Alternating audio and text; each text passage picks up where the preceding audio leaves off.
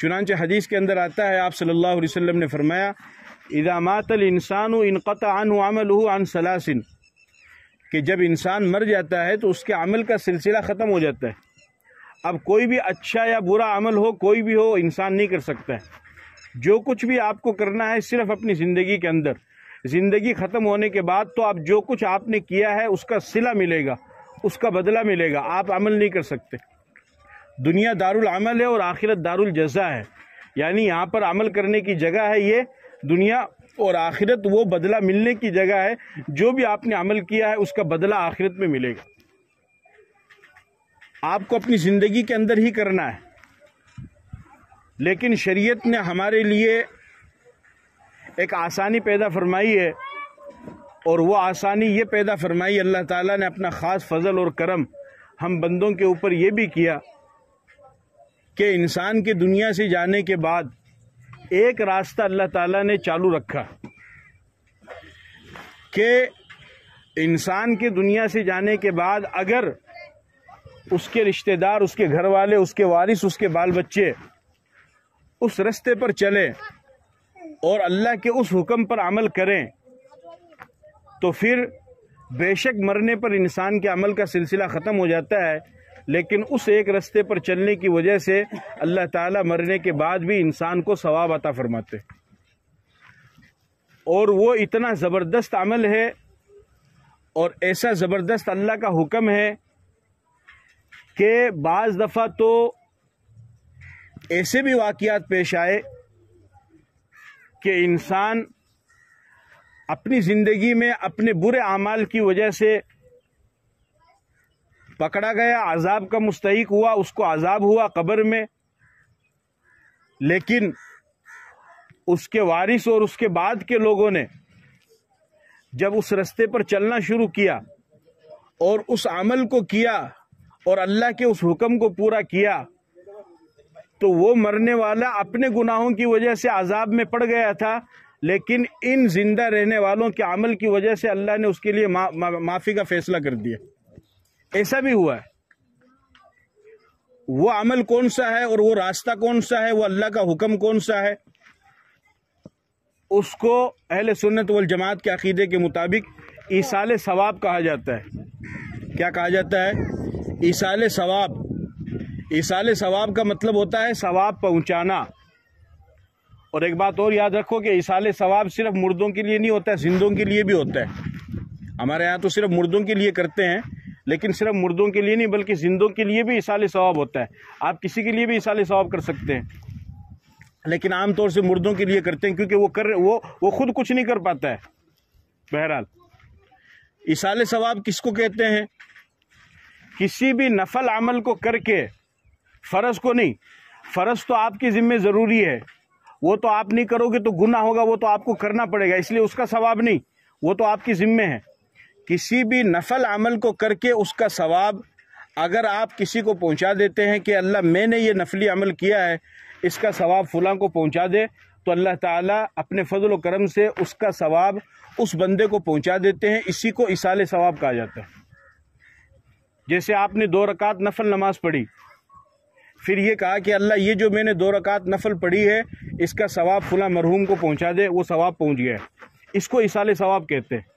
آپ نے قرآن کے پارے کی ایک پارہ تلاوت کی، یا تسبیح پڑھی، یا کلمہ پڑھا، یا ذکر کیا، یا صدقہ خیرات کیا، یا کسی غریب کی مدد کی، یا مدرسے میں پڑھنے والے بچوں کی مدد کی، جو بھی آپ نے کیا اور آپ نے نیت یہ کی کہ اللہ اس کا ثواب فلاں کو پہنچا دے، میری والدہ کو، میرے والد کو، میرے دادا کو، دادی کو جو دنیا سے چلے گئے ہیں، تو اس کا ثواب اللہ تعالیٰ اس کو پہنچا دیتے ہیں۔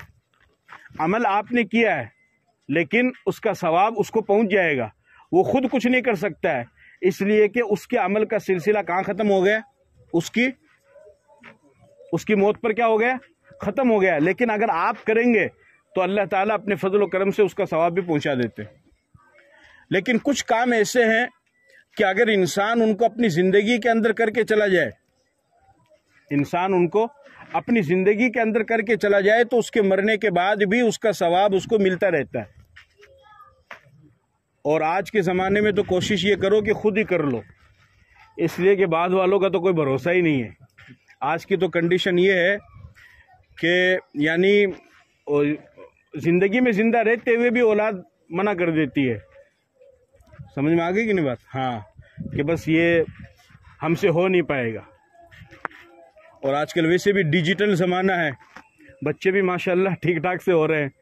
پہلے تو بچے ہوشیار بھی ہوتے تھے، تندرست بھی، صحت مند بھی، ماں باپ کی خدمت کرنے والے، بات ماننے والے. اب تو وہ چیزیں بھی ختم سی ہو گئی ہے، اور پھر ماڈرن زمانہ ہو گیا ہے، تو بات ماننے کا رواج بھی ختم ہو گیا ہے، وہ تہذیب بھی ختم ہو گئی ہے، باقی نہیں رہی.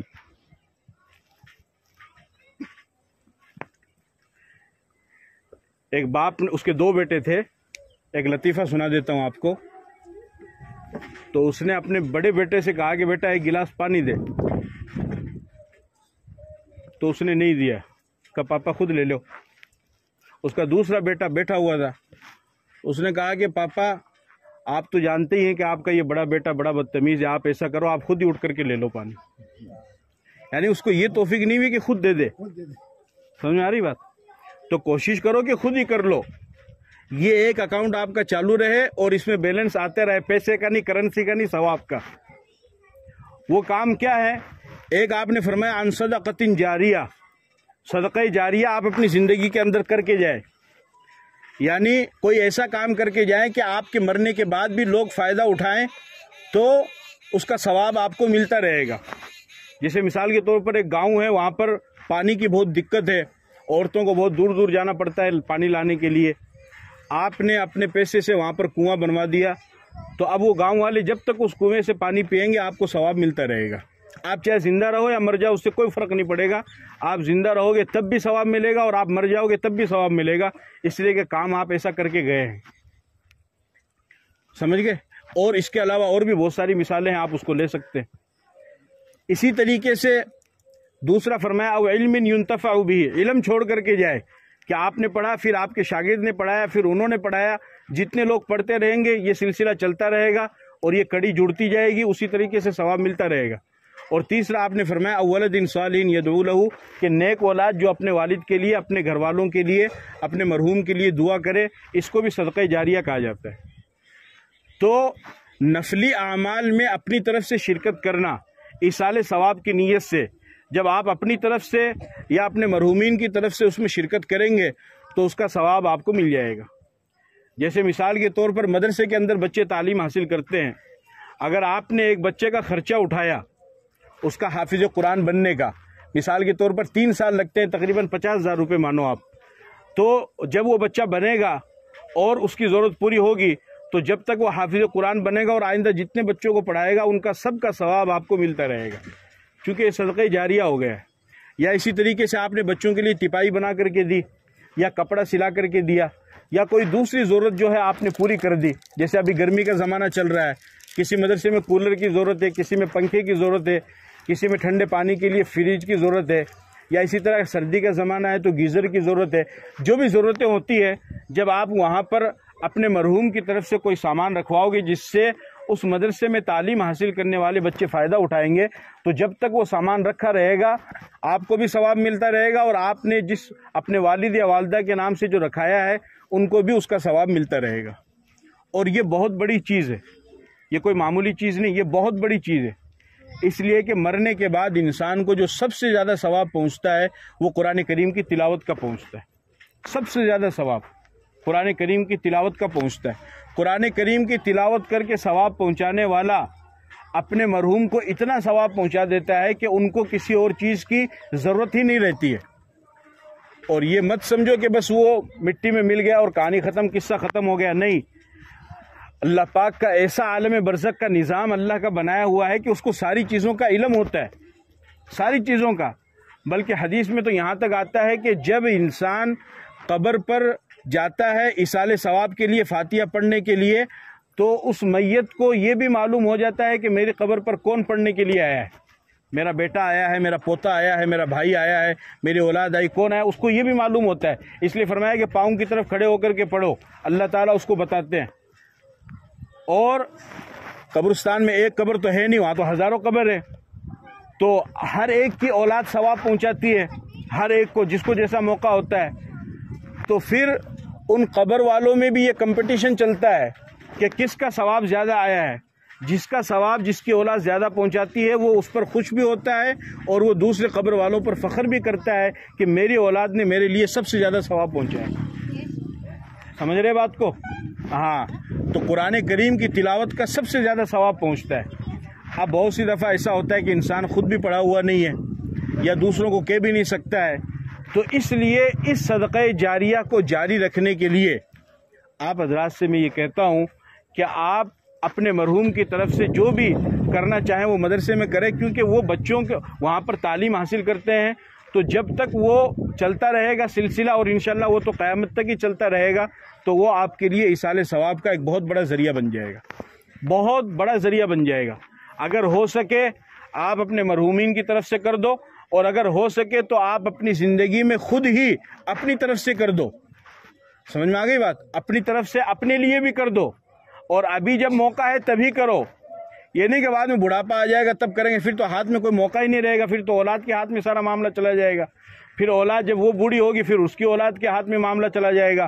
تو جب تک آپ کے پاس صحت ہے، طاقت ہے اور کنٹرول ہے، آپ کا اختیار ہے آپ کا، اس وقت آپ کر دیں گے تو آپ کے لیے ذریعہ بن جائے گا، اس لیے کہ موت کا کوئی بھروسہ نہیں ہے، سامہ ہے 100 برس کا، پل کی خبر نہیں ہے، تو یہ معاملہ ہے۔ سمجھ گئے بات کو؟ جی، تو اس وجہ سے اللہ تعالیٰ نے اپنا یہ ایک نظام بنایا ہے، اس نظام کے تحت ہر انسان کو دنیا سے جانا ہے۔ مرحومہ بھی دنیا سے چلی گئی، محبوب بھائی کی جو والدہ تھیں مرحومہ، وہ بھی دنیا سے چلے گئی اپنا وقت پورا کر کے، اور ہر ایک کو اس دنیا سے جانا ہے، اور آخرت کی ایک زندگی ہے، اس میں ہمیں نے جو بھی اپنی زندگی میں کیا ہے اس کا حساب بھی دینا ہے اللہ تعالیٰ کے سامنے۔ اس لیے جو بھی باتیں میں نے آپ کے سامنے رکھی ہیں، آپ کوشش کریں کہ ان باتوں پر عمل کریں، اور جو بھی آپ ایصال ثواب اب مرنے والا مرنے کے بعد آپ کی کسی بھی چیز کا محتاج نہیں ہے، وہ صرف آپ کے ایک چیز کا محتاج ہے کہ آپ اس کو کتنا ثواب پہنچاتے ہیں۔ جتنا زیادہ آپ ثواب پہنچائیں گے اتنا ہی زیادہ اس کو خوشی ہوگی۔ حدیث کے اندر یہاں تک آتا ہے، نبی پاک صلی اللہ علیہ وسلم نے ارشاد فرمایا کہ جنت میں ایک انسان کا درجہ بڑھ جاتا ہے۔ کیا بڑھ جاتا ہے؟ کیا بڑھ جاتا ہے؟ درجہ بڑھ جاتا ہے۔ معافی نہیں ہوتی، معافی تو پہلے ہوئی ہوئی، اس کی درجات بھی بڑھتے ہیں نا، وَلِكُلٍّ دَرَجَاتٌ مِّمَّا عَمِلُوا، مقام ہوتا ہے نا، تو اس کا اسٹیٹس بڑھتا ہے، حیثیت اس کی بڑھتی ہے۔ تو فرشتے پوچھتے ہیں کہ اللہ یہ تو مرا ہوا ہے اور یہ پہلے سے ہی جنت میں ہے، تو اس نے تو کوئی ایسا عمل کیا بھی نہیں کہ جس کی وجہ سے اس کا درجہ بڑھ جائے، تو اس کا درجہ کیسے بڑھ گیا؟ تو اللہ پاک ارشاد فرماتے ہیں کہ بے شک یہ پہلے سے جنت میں ہے، اس نے کوئی عمل نہیں کیا ہے، لیکن پیچھے جو اس کی اولاد ہے وہ اس کے لیے ایصال ثواب کر رہی ہے، دعائے مغفرت کر رہی ہے۔ ان کے دعائے مغفرت اور ایصال ثواب کی وجہ سے میں نے اس کو صرف معاف نہیں کیا بلکہ جنت میں بھی اس کو درجہ بڑھا دیا، VIP مقام دیا۔ VIP سمجھ گئے؟ ہاں، وہ درجہ اللہ تعالیٰ بڑھا دیتے ہیں۔ اور اسی طریقے سے صرف دعا کرنے والے کی دعا کی وجہ سے مغفرت نہیں ہوتی ہے، بلکہ آمین کہنے والوں کی وجہ سے بھی مغفرت ہوتی ہے۔ ایک صاحب کا انتقال ہوا، خواب میں ملاقات ہوئی، اللہ نے آپ کے ساتھ کیسا معاملہ فرمایا؟ کہنے لگے کہ اللہ نے میری مغفرت کر دی۔ کہا بھائی مغفرت تو ہونی تھی، اتنے بڑے مولانا صاحب آئے تھے، بزرگ صاحب آئے تھے، انہوں نے آپ کے لیے دعا کرائی، کہ ان کی دعا کرانے کی وجہ سے نہیں، وہ جو کونے میں بیٹھ کر کے ان کی دعا پر آمین کہہ رہا تھا، اس کے آمین کی وجہ سے معاف کر دیا۔ اور مان لے تو آج کل آمین کا کیا بات نہیں، کیا برابر بس ٹھیک ہے وہ پوری ہو جانی چاہیے، نہیں، جب بھی دعا ہو، جہاں بھی دعا ہو، اگر جہری دعا ہو رہی ہے، زور سے دعا کرائی جا رہی ہے، آپ اس کو سن رہے ہیں، تو پھر آپ کا فرض ہے کہ آپ اس پر آمین بولو، آپ بولنا چاہیے۔ آپ کے آمین سے کسی کی مغفرت ہو جائے تو آپ کا کیا بگڑے گا؟ سمجھ گئے؟ اور اگر آہستہ دعا کرائی جا رہی ہے تو آپ اپنے طور پر دعا مانگو۔ تو بہرحال یہ چند چیزیں تھیں جو میں نے آپ کے سامنے عرض کی ہے۔ وآخر دعوانا الحمدللہ رب العالمین۔